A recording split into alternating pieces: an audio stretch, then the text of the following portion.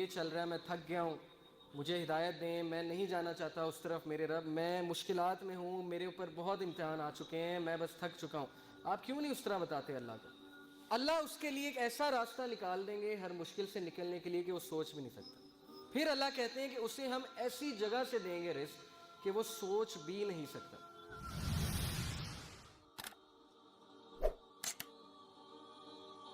یہ ہے انبیاء کی کوالٹی جو اللہ نے ہمیں بتائی ہے کامیاب ہونے کے لیے۔ زندگی میں کامیاب ہونا ہے تو صرف شکایت کس سے کرو؟ اللہ سے۔ کمپلیننگ اونلی ٹو اللہ۔ کیوں؟ حضرت یعقوب علیہ السلام کے بارے میں کیا کہتے ہیں اللہ؟ ہی سیڈ، اس نے کہا I only complain of my grief and sorrow to اللہ، میں اپنا گریف، اپنا غم صرف کس سے شیئر کرتا ہوں؟ اللہ سے۔ ڈھنڈورا نہیں پیٹا انہوں نے باہر جا کے، رشتہ داروں کے پاس بیٹھ کے جو ہے اپنا غم نہیں سنایا جا کے۔ لوگوں کو غم سنانے سے ہوتا کیا ہے؟ مجھے صرف یہ سمجھ نہیں آتی کہ لوگ کو ہم غم سنائیں گے، ان میں سے کوئی چسکے لے گا ہمارا غم سن کے، مزے لے گا، اور کچھ جو ہے وہ مدد کرنے کی کوشش کریں گے لیکن ان کے بس میں وہ کام ہی نہیں ہوگا۔ ہاں، اس کا یہ مطلب نہیں کہ بالکل ہی نہیں بتانا چاہیے، جو اچھے لوگ ہیں، جو سنسیئر ہیں ہمارے ساتھ، ان سے شیئر کرنا چاہیے، لیکن سکسیسفل لوگ جو ہیں وہ کوشش کرتے ہیں کہ اپنے سارے غم اللہ سے شیئر کریں، کیونکہ انہیں پتہ ہے کہ میرا غم یا میری مشکل کون ہٹا سکتا ہے؟ صرف اللہ ہی ہٹا سکتے ہیں، انہی کے ہاتھ میں۔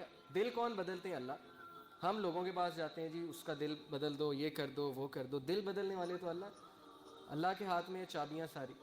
کسی کا دل پھیرنا، اللہ کہتے ہیں، نبی صلی اللہ علیہ وسلم نے کہا کہ اللہ کے دل جو ہے اللہ کی انگلیوں کے بیچ میں، انسان کا جو دل ہے اللہ تعالیٰ اسے پھیر دیا کرتے ہیں، تو اللہ سے کہنا چاہیے نا دل پھیرنے کا۔ اب فائدہ کیا اللہ سے غم شیئر کرنے کا؟ فائدہ یہ ہے جی کہ ایک تو آپ کا مسئلہ حل ہو جائے گا، دوسرا یہ کہ اگر مسئلہ حل نہیں ہوتا تو اللہ آپ کو ایسی قوت دے دیں گے کہ آپ اس مشکل سے مقابلہ کر سکیں۔ انسانوں سے غم شیئر کرنے کے نقصانات کیا ہیں؟ کل کو وہ آپ کو تانا دیں گے، یا کل کو آپ کو کہیں گے یہ دیکھو ہر وقت جو ہے غم لائے پھرتا ہے میرے پاس، جبکہ اللہ ایک ایسے بادشاہ ہیں۔ آپ بادشاہ کے پاس جائیں نا، کسی دنیاوی بادشاہ کے پاس، اور اسے کہیں جی میں نے آپ سے بات شیئر کرنی، کہے گا اچھا چلو کرو۔ اگلے دن جائیں گے وہ پھر سنے گا، تیسرے دن جائیں گے پھر سنے گا، چوتھے دن کہے گا یار تم ڈیلی آ جاتے ہو میرے پاس یہ بات لے کے، نکل جاؤ یہاں سے، روزانہ آ جاتے ہو۔ لیکن اللہ جو ہے وہ واحد بادشاہ ہیں اس کائنات کے، جو ناراض ہوتے ہیں اگر بندہ ان کے پاس نہ آئے۔ میں ہمیشہ مثال دیا کرتا ہوں، میں ٹیچر ہوں، اور نالائق اسٹوڈنٹ میرے پاس آئے تو مجھے زیادہ خوشی ہوتی ہے۔ لائق کا تو مجھے پتہ ہے اس نے تو آنا ہے، لائق کا گریڈ اچھا آ جائے مجھے پتہ ہے ٹھیک ہے اچھا آ گیا۔ نالائق اسٹوڈنٹ کبھی میرے پاس سوال پوچھنے آ جائے یا مدد مانگنے آ جائے، سر مجھے سمجھائیں، مجھے اتنی خوشی ہوتی ہے۔ تو گناہ گار بندہ جب اللہ کے پاس جاتا ہے تو اللہ کو بہت خوشی ہوتی ہے، اور شیطان ہمیں کہتا ہے کہ نہیں تیرے گناہ بہت ہیں، تو نے یہ کیا ہے، تو نے وہ کیا ہے۔ نہیں، یہ بالکل شیطان کا دھوکہ ہے کہ ہمیں اس چیز سے دور کر دے۔ سورس آف پیس، السلام اللہ کا ایک نام ہے، ایک ایٹریبیوٹ ہے۔ السلام کا کیا مطلب ہے؟ گیور آف سیکورٹی، سیکورٹی دینے والا، تحفظ دینے والا۔ شیطان ہمیں تحفظ دینے والے سے دور کر دیتا ہے، اس کے بغیر کوئی تحفظ نہیں ہے، اللہ کے بغیر۔ تو اللہ کے لیے کوئی بات ہماری غیر اہم نہیں ہے، اور اللہ ہی انکنڈیشنل پازیٹیو ریگارڈ دیتے ہیں۔ انکنڈیشنل پازیٹیو ریگارڈ کیا ہوتا ہے کہ آپ ماہر نفسیات کے پاس جائیں، وہ آپ سے پیسے لیتا ہے اچھے خاصے، اور سنی جاتا ہے، آگے سے ٹوکتا نہیں ہے، اسے کہتے ہیں انکنڈیشنل پازیٹیو ریگارڈ، لیکن اس کے وہ پیسے لیتا ہے۔ آپ جب سارا اسے سنا دیتے ہیں، آپ کہتے ہیں تو بڑا اچھا بندہ ہے، اس نے تو میری ساری سنی ہے، مجھے ٹوکا نہیں ہے۔ تو بھائی اللہ تو پیسے بھی نہیں لیتے، آپ اللہ کے سامنے کیوں نہیں باتیں کرتے؟ ایگزیکٹ وہی بات کہ اللہ میری زندگی میں یہ چل رہا ہے، میں تھک گیا ہوں، مجھے ہدایت دیں، میں نہیں جانا چاہتا اس طرف میرے رب، میں مشکلات میں ہوں، میرے اوپر بہت امتحان آ چکے ہیں، میں بس تھک چکا ہوں۔ آپ کیوں نہیں اس طرح بتاتے اللہ کو؟ بس یہی ایک فرق ہے کامیاب لوگوں میں اور ناکام لوگوں میں، یہ ایک ہیبٹ ہے۔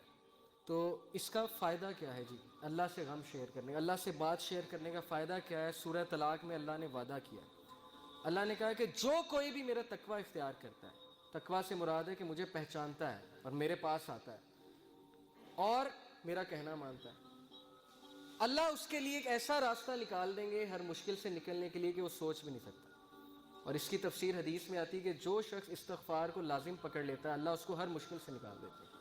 پھر اللہ کہتے ہیں کہ اسے ہم ایسی جگہ سے دیں گے رزق کہ وہ سوچ بھی نہیں سکتا۔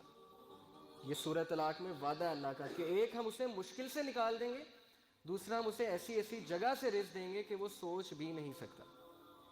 ایک واقعہ ہے چھوٹا سا، ڈاکٹر ایان ایک سعودی عرب کے ڈاکٹر ہیں، پاکستانی ڈاکٹر ہیں، بہت بڑے نیورو سرجن ہیں۔ وہ اپنا واقعہ سناتے ہیں, یوٹیوب پہ یہ ویڈیو بھی موجود ہے, دا پاور آف اللہ کے نام سے یوٹیوب پہ. وہ اپنا واقعہ سناتے ہیں, کہتے ہیں کہ میں ایک بار آپریشن کرنے جا رہا تھا یورپ میں کسی دوسری کنٹری میں, سعودیہ سے.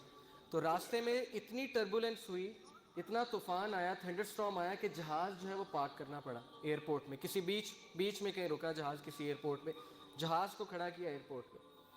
اب میں نے کہا جی کہ میں نے تو وہاں پہنچنا ہے آپریشن کرنے, آپ جو ہے جہاز کو چلائیں. انہوں نے کہا کہ جی ہم آپ کو پہنچانے کے لیے دوسروں کو تو خطرے میں نہیں ڈال سکتے نا, آپ ایسا کریں کہ آپ گاڑی پکڑیں, آپ نے جہاں جانا ہے نا وہ قریب ہی ہے, اتنا دور نہیں ہے, آپ گاڑی پکڑیں, ٹیکسی پکڑیں, اس پہ آپ چلے جائیں. انہوں نے کہا چلیں ٹھیک ہے. انہوں نے ڈرائیور کو پکڑا, ٹیکسی کو پکڑا, چلنا شروع ہو گیا. راستے میں طوفان مزید تیز ہو گیا اور وہ گاڑی ان کی گھر کے سامنے جا کے رکی, مجبوراً انہیں روکنی پڑی طوفان میں وہ گاڑی. اب اس گھر کے سامنے جا کے رکی, انہوں نے نوک کیا تو ایک بڑھیا باہر نکلی, بہت بڑھاپے میں تھی, جھریاں پڑی ہوئی تھی اس کے چہرے پہ. انہوں نے کہا جی ہمیں اندر آنے دیں, بہت بارش ہے, بہت طوفان ہے, ہمیں ڈر ہے ہمارا ایکسیڈنٹ نہ ہو جائے, تو ہم ذرا ٹھہریں گے, کھانا شانا کھائیں گے, نماز پڑھیں گے, پھر نکل جائیں گے. اس نے کہا بالکل بسم اللہ آپ آئیے. اب وہ اندر گئے ہیں تو دیکھتے کیا ہے کہ ایک بچہ زمین پہ لیٹا ہوا ہے گدے پہ, اور وہ بڑھیا بار بار جو ہے نا اس کے سر پہ پٹیاں کر رہی ہے اور بڑا پریشان لگ رہی ہے. تو انہوں نے کہا کہ اس کو کیا مسئلہ ہے. اس نے کہا کہ اس کو نا کوئی دماغ کی بیماری ہے, وہ اس کے ماں باپ نہیں ہے, یتیم ہے بچہ, میں اس کی دادی ہوں, تو یہی میرے لیے واحد سہارا ہے, تو میں اس کا علاج کروانے کے لیے بڑی جگہ گئی ہوں. لیکن وہ کہتے ہیں کہ نہیں, اس کو نا آپ ایک ڈاکٹر کے پاس لے کے جائیں جو ٹاپ نیورو سرجن ہے, اس کے پاس لے کے جائیں, وہ اس کو جو ہے اچھا دیکھے گا. تو کہتے ہیں کہ آپ کیوں نہیں گئیں. انہوں نے کہا میں نے بڑی بار کوشش کی ہے, ان سے اپوائنٹمنٹ ہی نہیں ملتی, نہ میرے پاس اتنے پیسے ہیں, میں کہاں سے لے کے جاؤں. انہوں نے کہا مجھے نام بتائیں, میں بھی ڈاکٹر ہوں, میں اس سے سفارش کروں گا, آپ اتنی اچھی عورت ہیں, آپ نے مجھے یہاں رکنے کی جگہ دی. اس نے کہا ڈاکٹر ایان. تو کہتے ہیں میں رونے لگ گیا, ڈاکٹر ایان. تو وہ رونے لگ گئے اور پھوٹ پڑے. تو بڑھیا نے کہا کہ آپ رو کیوں رہے ہیں. انہوں نے کہا کہ میں ڈاکٹر ایان ہوں. انہوں نے کہا کہ آپ دیکھیں کہ آپ نے اللہ سے دعائیں کی ہوں گی کہ اللہ بچے کا کچھ کریں, تو اللہ مجھے یہاں لے آئیں, اور جس طرح لے کے آئے ہیں آپ سوچ بھی نہیں سکتے. یعنی اللہ کی جو فورسز ہیں نا, اللہ کی جو فوجیں ہیں, اس کا ہم اندازہ بھی نہیں لگا سکتے. لیکن ہم اس سے بالکل غافل ہیں, شیطان نے ہمیں اس سے غافل کیا, ہم اللہ سے مدد مانگنے کی بجائے ہم دوسروں کے پاس بھاگتے ہیں. تو ایسے بڑے واقعات ہیں, آپ کو سلف کی زندگیوں سے ایسے بڑے واقعات مل جائیں گے جس میں ثابت ہوا کہ اللہ جب اپنی فوجوں کا استعمال کرتا ہے تو پھر اللہ ناممکن کو بھی ممکن بنا دیتا ہے. موسیٰ علیہ السلام, آپ سوچیں, دشمن کا بچہ, جو دشمن ہے, دشمن کا بچہ, فرعون سارے بچوں کو قتل کروا رہا ہے کہ کس لیے, کہ کل کوئی کھڑا ہو کے میرے خلاف نہ نکل پڑے.